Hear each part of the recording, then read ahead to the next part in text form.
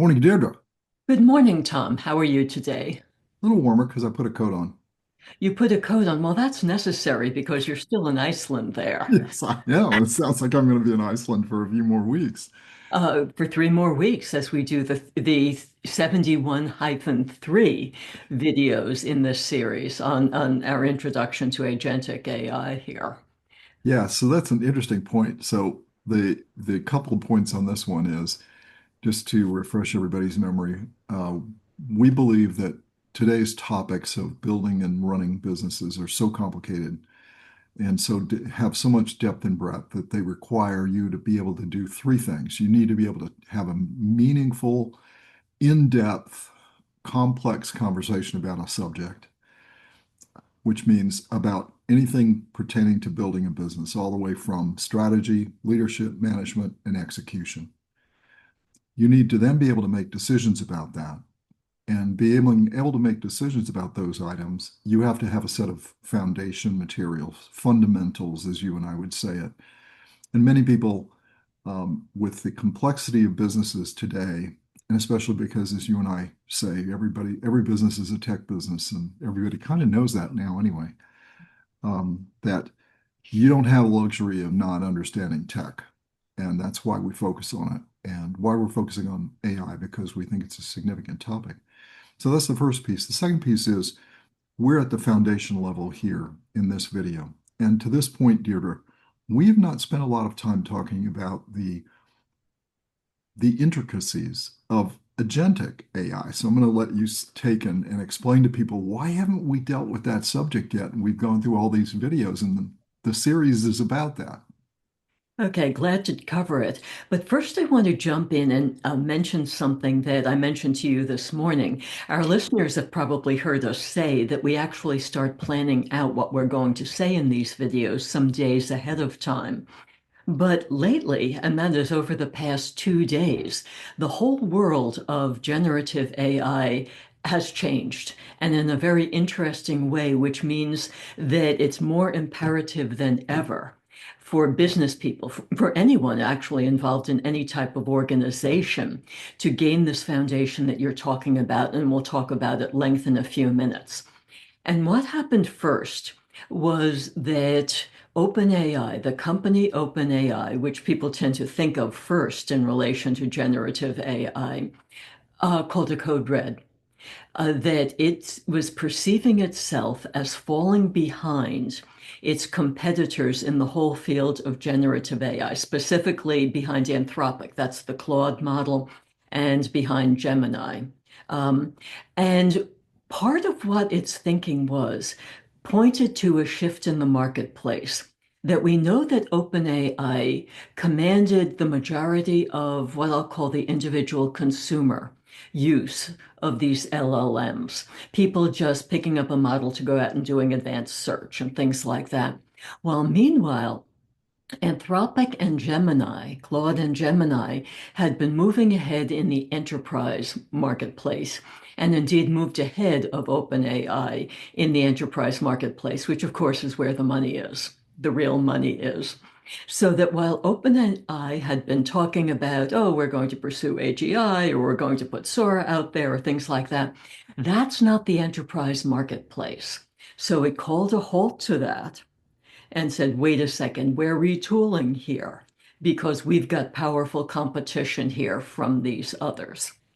What this is going to do, by the way, is shift everything, or shift the focus in this whole marketplace over to the enterprises, which is where most of you, our listeners, are.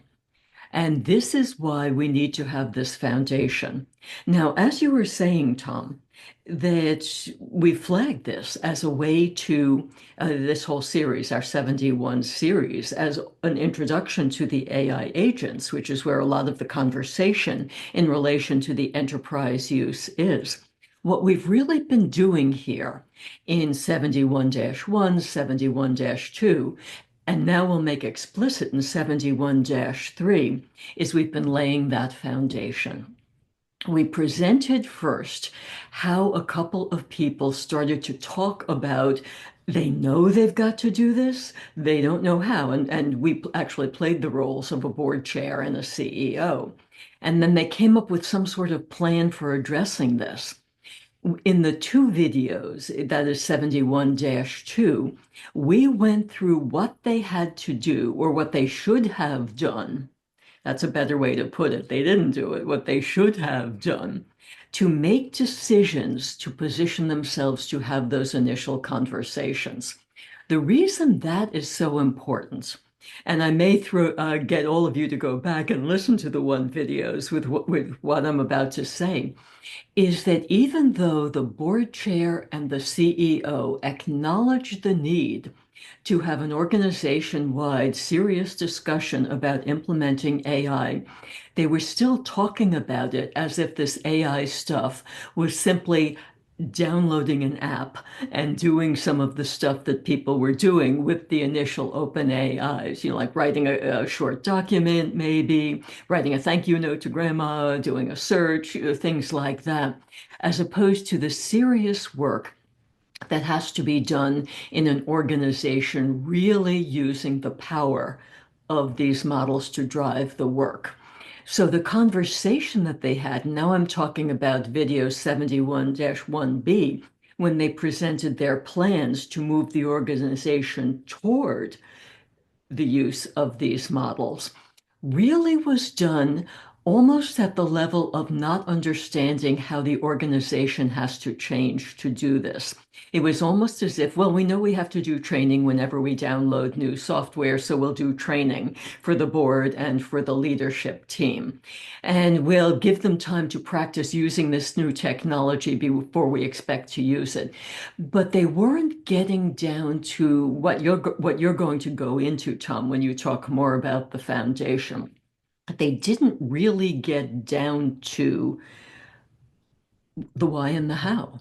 Now, you and I, Tom, talk a lot about the why and the how, and we try to separate them out. We talk about the why as being strategic and the how as being execution. And the execution can't really happen without a strong why here. In effect, we think that a lot of the discussion around generative AI has been combining the how and the why. Yeah. And in this video, 3A, you and I are going to combine the how and the why as we make explicit the need to develop the foundation and then use these tools to understand their power. And you'll go into this in a few minutes. But then going forward, we're going to separate out the two. We are really in our next series, that's the 72 series. We're drilling right down into how you use this agentic AI, the LLMs and the agentic AI to drive strategy, to drive execution, to change your organization, to position yourself, to take advantage of the power of these tools to really create a competitive advantage and strengthen your delivery of value to your marketplace. You and I have talked about that, Tom, that we're not sure that the use of some of these LLMs has actually delivered value to the marketplace yet. Spent a lot of time in our last video talking about that. But that's where the game is, strengthening the ability of the organization so it can strengthen its delivery of value. Um, Now, a couple of extra points here that part of the reason people have been combining the how and the why is the use of these LLMs to date has depended on people's perception of what these tools can do. And a lot of the chatter, and this comes from both the tech companies themselves and the business press, has been about, oh, enhanced search, or oh, you can create documents, or oh, you can maybe put together an outline for a document, and so forth, which is what I'll call basic use of these. It doesn't begin to get at the why, but that's why the real why. People have been thinking about the why in terms of how do I do this? How do I do a search? How do I write a thank you note? How do I create an outline? But the why, the foundation, really drives you in another direction. And you and I, well, we've talked about this a lot, is that people cannot perceive the why until they really get beyond. hearing people talk about it, seeing people use these tools, to actually doing the work in the tools themselves. So in this video 3A, we are establishing the foundation and introducing the tool that you've put together. And I'll turn it over to you in a minute, Tom, to go into this. And then in 3B and 3C, we're going to take two full videos to walk you through the use of these models to demonstrate their power.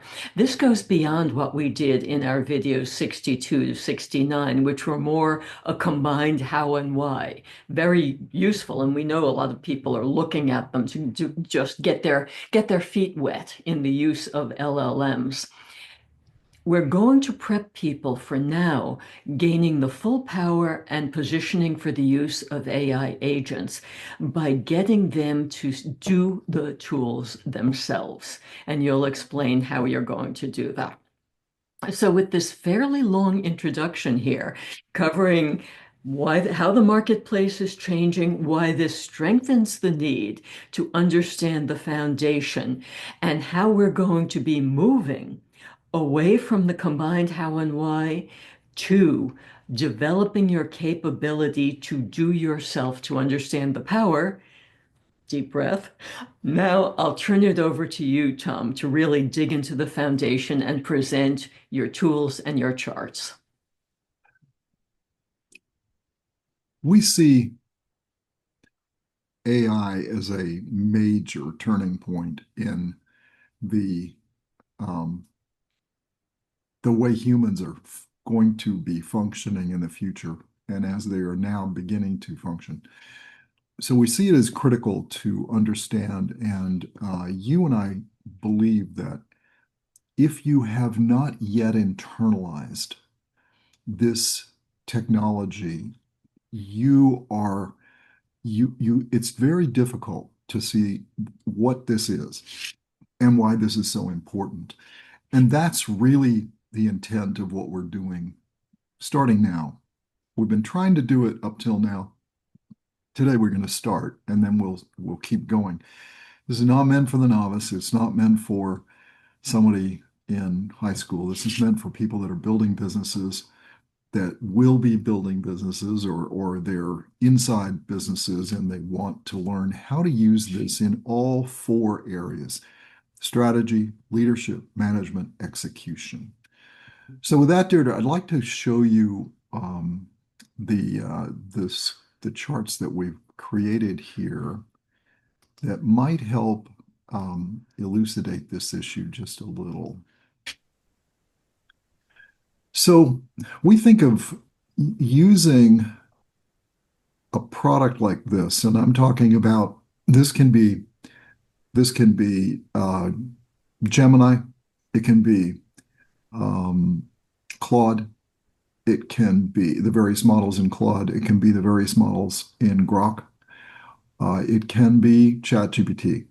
There are others. This is not dependent on the actual model. This is the way we would use, or we do use, is better to say, the way we do use the models. We think of it as a five-step process. And this is what we talk about being how the human and the machine can work together on complex work. Not simple work. Simple work people can do, and there are other tools that can do this. This is what we mean by complex work, and we think it takes roughly 5 phases. The first phase is research. Then there's an interaction where the human becomes a little bit more involved.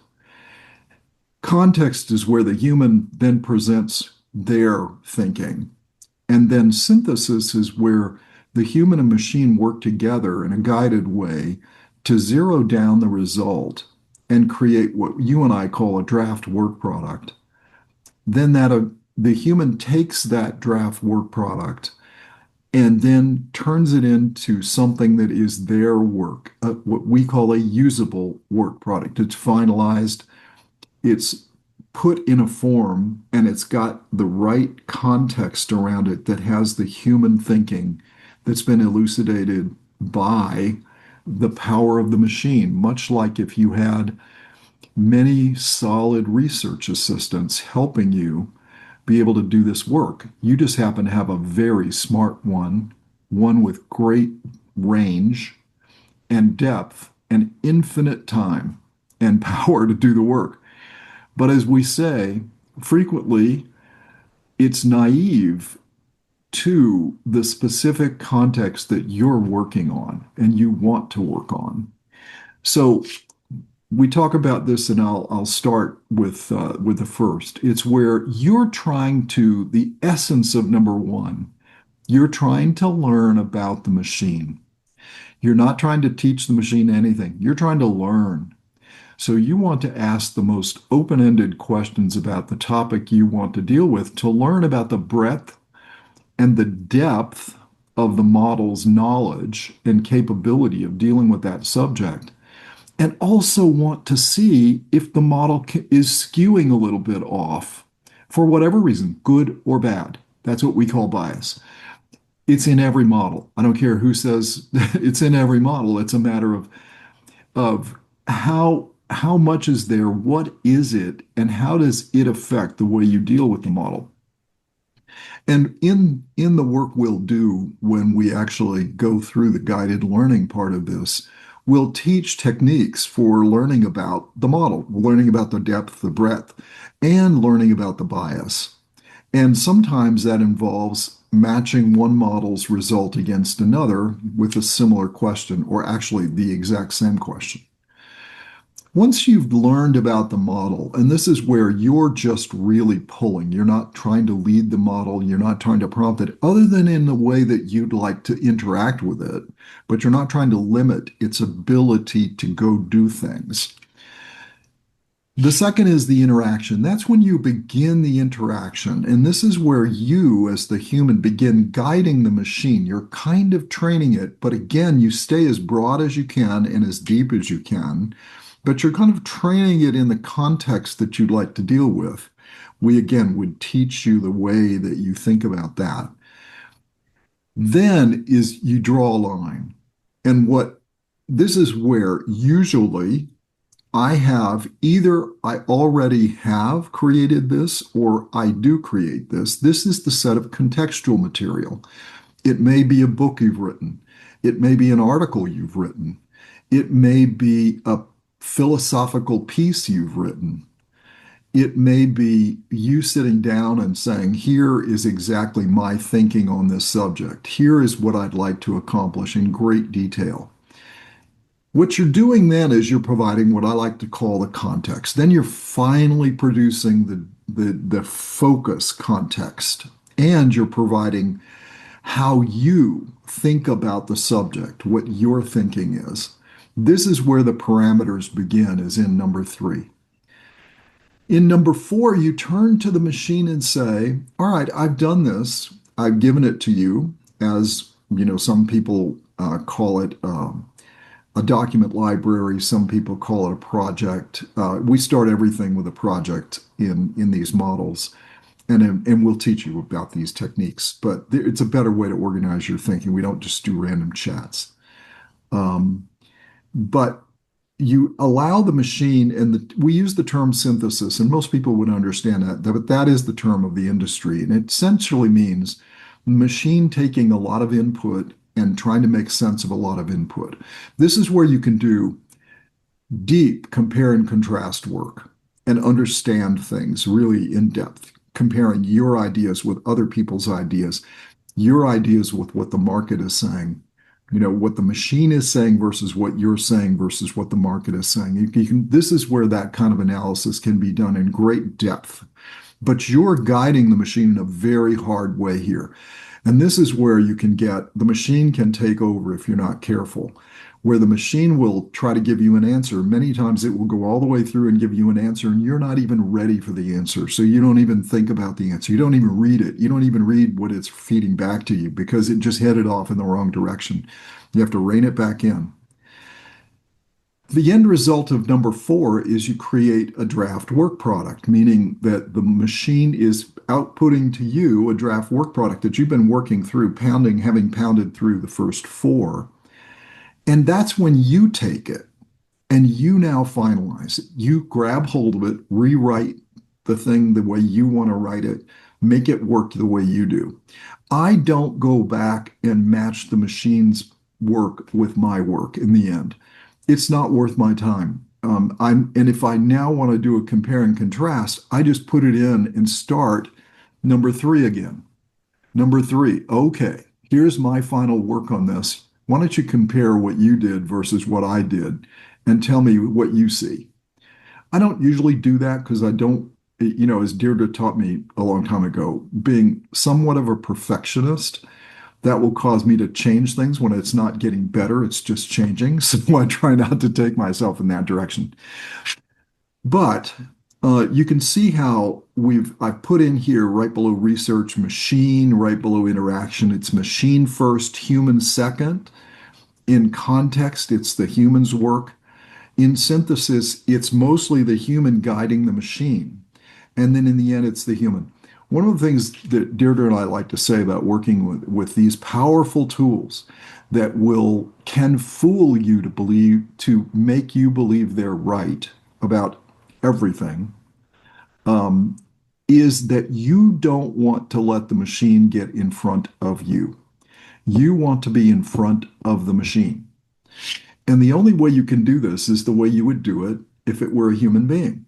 Because if it were a human being, the first thing you'd want to know is the research. What are they? Who are they? How do they interact? What do they do? How do they think?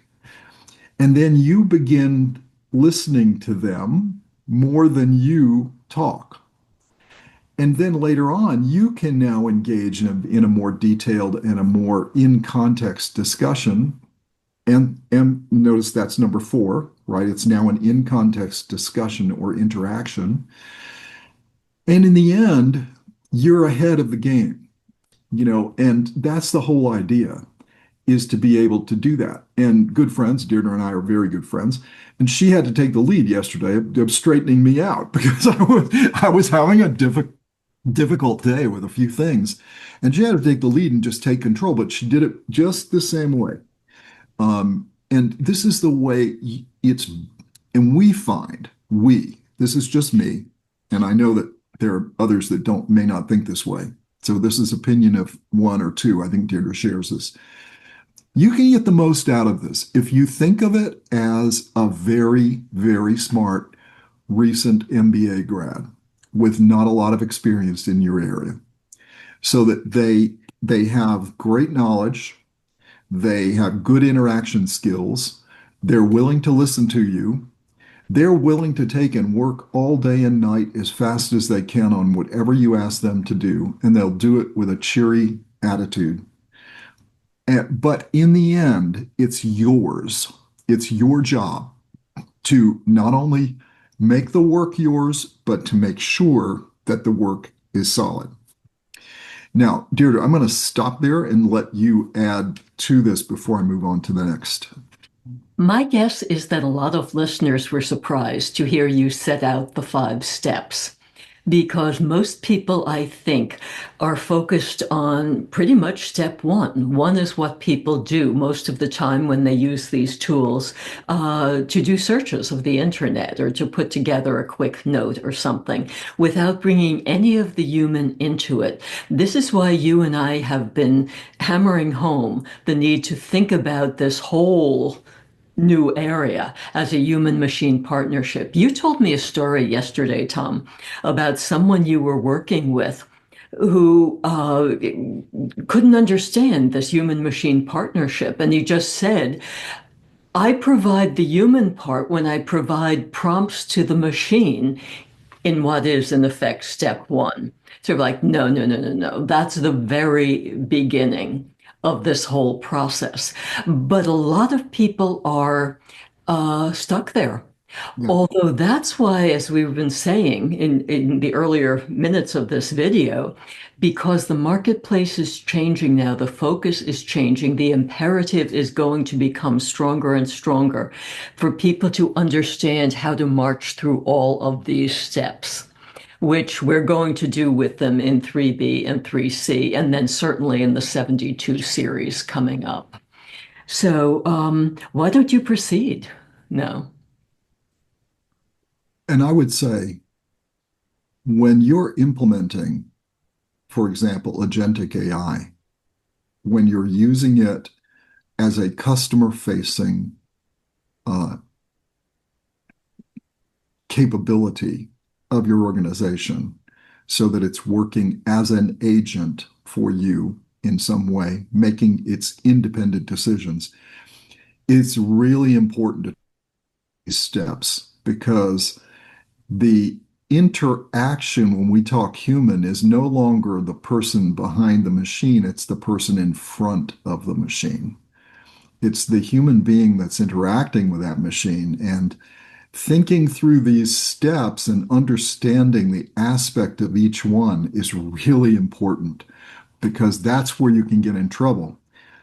Now, the reason why, Deirdre, we're doing this is because we believe unless you have internalized this, having the discussion I just did about a forward-facing agentic AI or an agent for your company, customer facing, if you don't think through these, we think you are at a huge disadvantage because that's where you get people that say, I don't like doing this, or they opt out of doing it because this idea of who's interfacing what and why, and what's the reaction you're going to get, and how do you adjust for that? When you take and look at the next step, most people, Deirdre, are looking at it on the left side of this screen or the one that's not very colored. And what we've done here is just taken away all the capability that you're not using. When what all you do is you provide the machine with your specific context. I have this thing I'd like to accomplish. I'd like to open up a new branch of our company in Payson, the town of Payson. Uh, Here's what I'd like to do that. Can you help me understand my ability to make that a reality or whatever? And it will come back. It'll ask a few questions of you. It'll come back and it'll create the next thing. The machine will grab it, number four, and it will then create a work product for you. And it gives you the answer. And it will give you a pretty convincing answer. Now, somebody that really understands the market will look at that and say, you know what, that's really kind of naive thinking.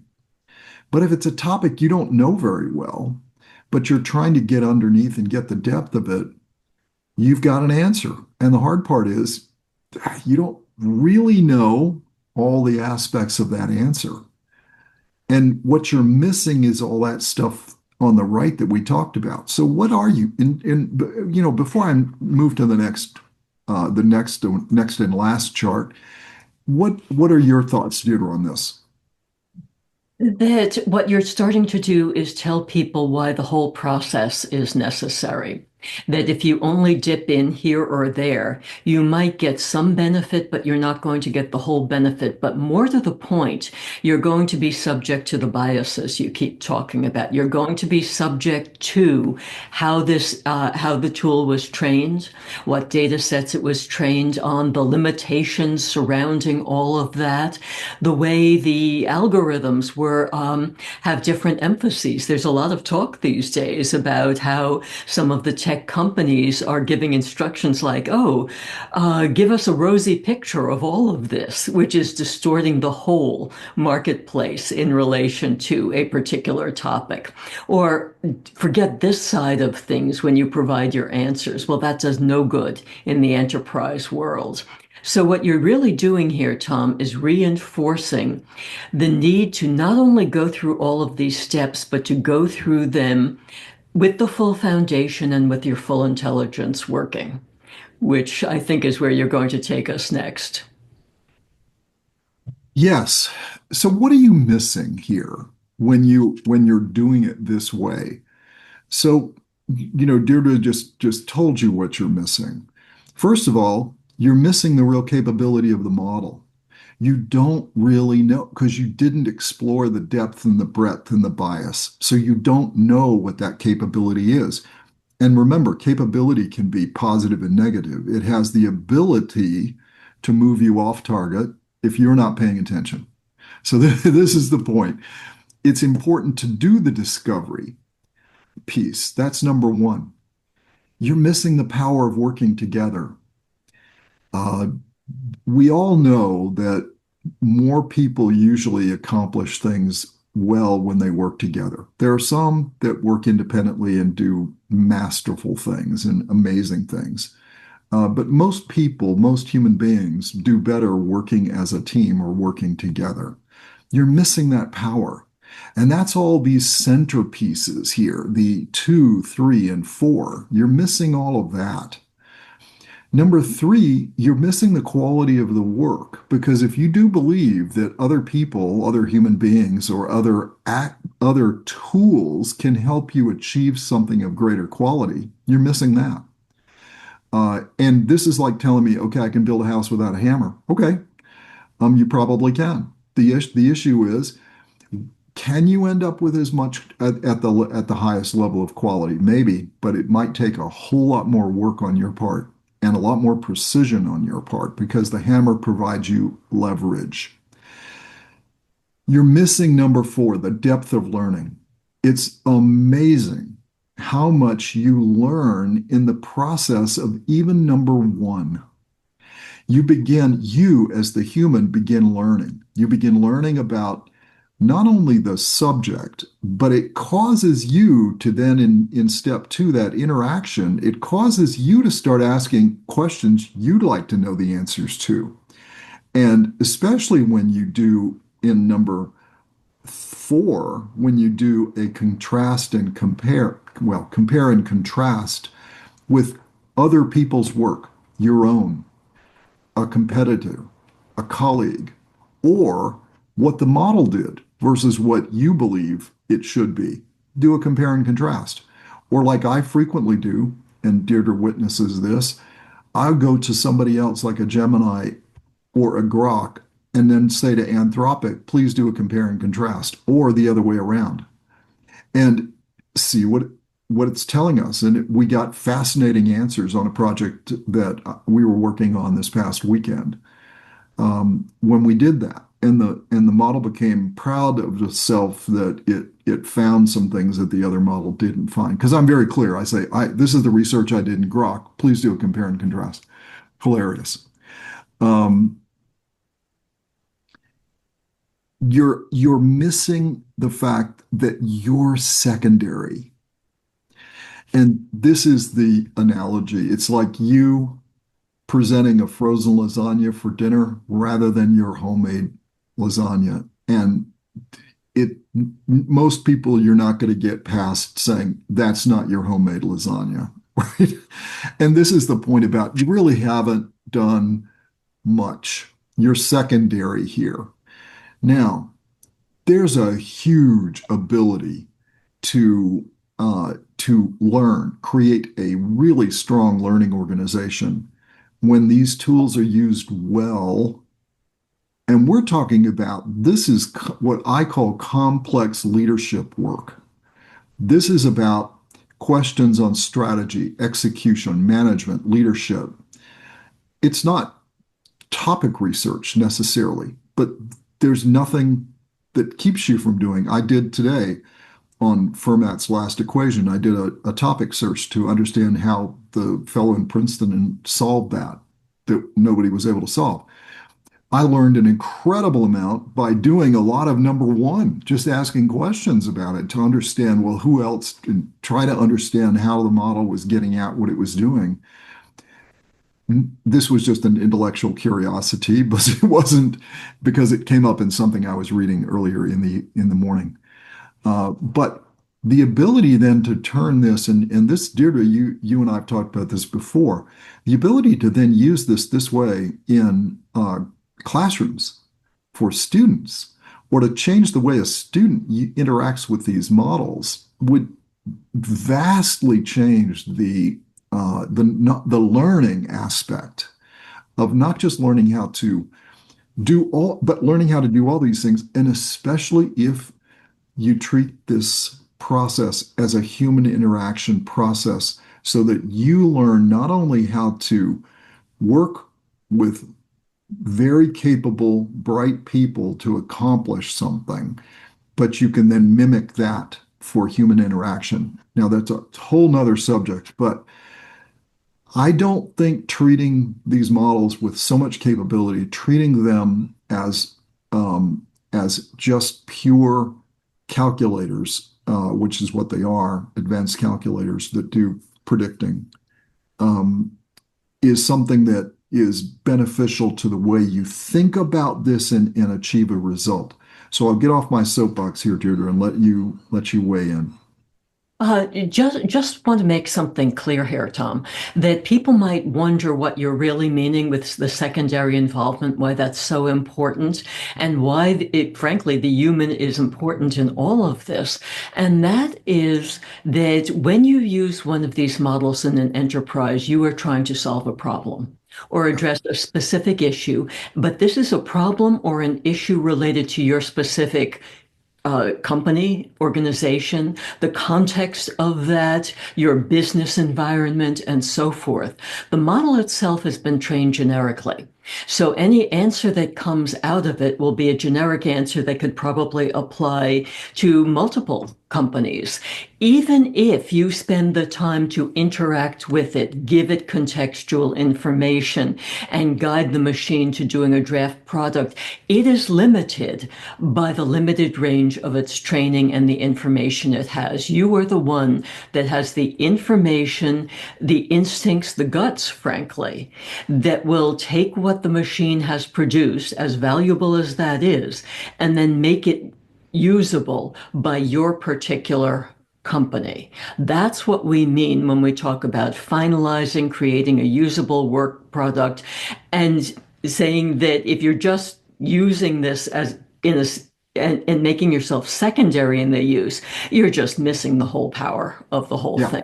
I just wanted to make that explicit No, because you and I know it, but some of our listeners might not think I that am way. so glad you said that because I truly believe, and I know you do too, Deirdre, that this technology has so much capability today, and where the future is going with this, where the capability is moving to, that when you don't understand this at the level of internalization, meaning you can't do these 4 or 5 steps yourself, you've never done it, you've never been part of it, doing it. Um, I think you're at a huge disadvantage because I think you have a hard time envisioning the ability to where the capability can most optimally be used in within your company, both toward facing backwards and facing toward the customer. Also within the organization itself to gain productivity. And I think you just don't you can't envision it. And where you can envision it is not can't. Where it will be difficult to envision not just the opportunity, but the problems and then the solution of those problems. Um, and this is why we believe you have to internalize this. You have to be able to use it and do it because we think it's going to be that important, not just for where the future of the workplace, the classroom, the human interaction at home, even is going, but where it's moving right this moment. So, uh, getting off the soapbox here, Deirdre, I'm gonna stop the share and let you talk about what's next. I will say this: I do truly believe that if you cannot do this very soon, you're going to be falling behind. And I don't care who you are. I don't care if you're a board chair and you're, you know, in our generation, or you're back there as a founder. Most founders, I think, can do this probably. Or you're actually in a university setting or in a high school or whatever. You need to be able to know how to use this for complex work and incorporate all those steps, including the learning process. So, with that, I'll leave it to you. You and I have started using the term a guided learning process. because we think that even if you sit and play with these tools yourselves, which we encourage greatly, it doesn't hurt to have someone literally walk you through some of the advanced capabilities, talk through how to think and how to interact with the machine so that you then can get the most out of it. And our videos, our next two videos, that's the 71-3B and 3C, are going to be two guided learning experiences. Now, we know some people listen to our videos while they're driving and so forth, so they won't be able to do this while first listening. But for those of you who can, we encourage you to watch the video with your own laptop open in front of you, bringing your own problem to it so that even while we walk you through the various steps, you can start playing with a model to address your own problems. And this is what we mean about really drive. It's easy to learn in the abstract, but you don't really learn. You really learn when you're working on something that's important to you. We will have a problem that's sort of based in our scenario. And we have a couple of suggestions out there, like how could this hapless board chair and CEO that we had talking back in the 71-1 videos actually use these things to move forward? But you'll get more out of this if you bring your own problem to this. And we will then help you work through it. Now, we expect, by the way, that the outcome of this is that the more you personalize the experience that we'll give you in 3B and 3C, the more you will gain a vision of the future, where your company is going, how your company can really use this in three ways, really. And these are the three basic ways we talk about, Tom, in terms of how you can use these to drive strategy, how you can use these to adapt your leadership and management to this, and how you can use these tools better for strategy execution. Those of you who have been paying attention know that I'm sort of referring to some of the tools we've been talking about in this series, the leadership responsibilities, the leadership and management model, the strategic framework, the organizing structure, and certainly the value exchange tool. So we'll help you bring the use of all of those tools into the use of these LLMs to create what you really can get out of the whole use of these tools. So within the few hours you spend with us on 3B and 3C, you will just, well, be able to lead your own human machine partnership in your own organization. Do you want to add to that, Tom? No, but other than just to say then that when I do this for people, and when you do it, the one I did with someone this past weekend, I said, bring your laptop and a problem. And he did. He brought his laptop and a problem. Now, a problem became a real problem when he ran out of his subscription allotment on ChatGPT. So I then had to hand him my laptop, and he had to finish up on using Claude and Grok on my laptop. But then I was able to send him those chat streams, that project actually that we had put up on both, so he could then incorporate it. And I think he's going to move to Claude instead of ChatGPT. But there's no better way to learn this than just that. It's Yes. just your laptop and a problem, and go from there, because it's that guided interaction of one of us or someone like us, and I'm sure there are others that think this way, that can guide you in the process of how do you step through this and how do you learn to do it yourself. Now, Right. what I loved about it was, we're in Arizona, right? So we're sitting out on a patio of a coffee shop drinking coffee on what was it, a Saturday, I guess? And it was delightful to be able to sit there and watch the light go off when he realized, oh my gosh, the power of this thing and my ability to influence it in that direction. And then to walk away and say, send me those chat streams so I can grab it. And I haven't heard from him since, right? So that's what we want. Right. an hour or two invested of your time just to get you to this level so that you can then exploit the capability. And I have no doubt that he's going to win what he was going after. I've Right. absolutely no doubt, which we'll be excited to hear about. Maybe we can Yes. even get him on here and talk about how he became a user. Yes. So, any parting comments, Deirdre, before we? Well, I would just say that if people do have any questions about what we've been talking about, shoot us an email. Yeah, Our absolutely. email addresses are out there, and we'd be glad to communicate with you before even getting into 3B and 3C. Always, always. And it's always a pleasure. Always a pleasure, Tom. So long.